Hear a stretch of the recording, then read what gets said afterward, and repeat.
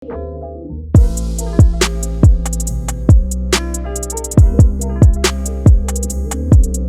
Redmi Note 7. Finally, I've got my hands on it. In today's video, let's unbox it and spend some hands-on time with it. Hey guys, Ash here from C4eTech and let's get started.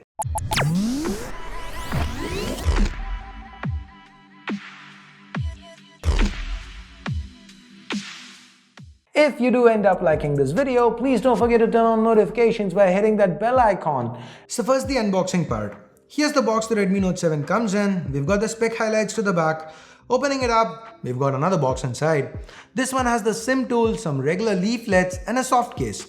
This case is quite important since the Redmi Note 7 comes with a glass back, a first for a Redmi.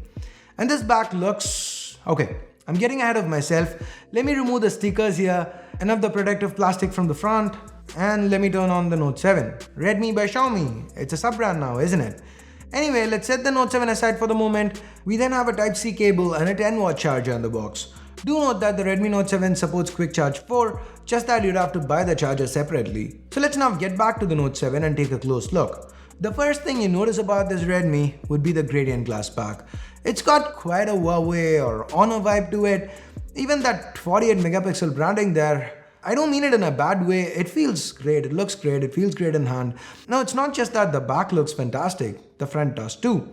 The Redmi Note 7 sports a slightly larger display than its predecessor at 6.3 inches. The resolution remains the same at Full HD+. It's still IPS LCD. The aspect ratio is a little narrower, it's 19.5 by 9.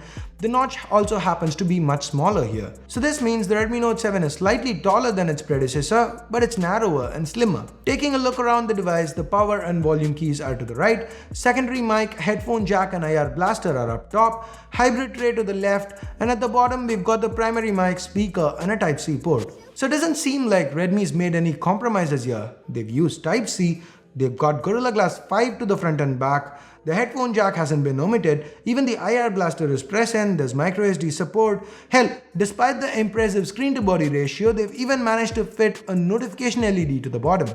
Can I break it with enough pressure?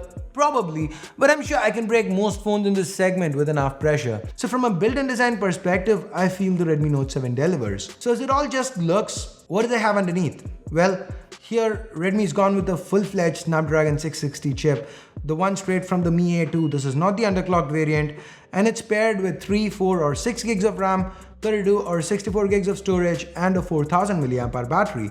Now the Snapdragon 660 might not be the newest chip around, but it is still quite powerful, and given what we've seen with the MIUI 2, the Redmi Note 7 should be able to blaze through pretty much anything we throw at it. Now if the Note 7 runs on MIUI 10 built on top of Android 9 Pie, the interface is super fast and fluid, in my initial impressions at least. When launched in India, expect the ad issues, but if you can overlook that, the performance should be more than satisfactory. Now with that said, let's move on to the cameras. To the back, we have two. A 48 megapixel Samsung ISOCELL GM1 with a f1.8 lens along with a 5 megapixel depth sensor. Now there's a lot we've discussed about these cameras and I'll probably have another couple of videos about it soon, but for now it seems really impressive. There's a lot of detail in the shots. The camera on the Redmi Note 6 Pro was impressive by itself, and this seems like a well-warranted upgrade. The 13 megapixel f2 selfie camera seems reasonably good too. Both the front and rear cameras come with AI scene deduction options, and for some weird reason, 4K video is still disabled. 4K issues apart, if you are impressed with the Redmi Note 7, prepare to get your mind blown. This phone is priced at 999 yuan in China. That's just about 10,000 rupees. Now, even if it doesn't come in at the same price, even if it comes in at say 12,000, 13,000 rupees, the Redmi Note 7 would seem to offer a hell of a lot of value.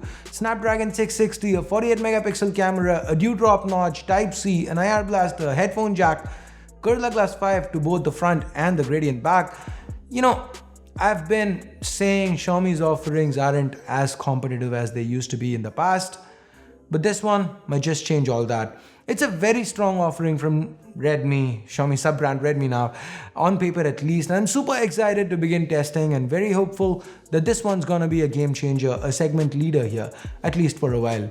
So anyway, what do you guys think? What kind of videos about the Redmi Note 7 would you want to watch? Let me know in the comments down below. And with that, we get to the end of this video. And I guess it's time I bid you adieu. Please share this video with friends and family if you can. Thumbs up, thumbs down based on whatever you felt.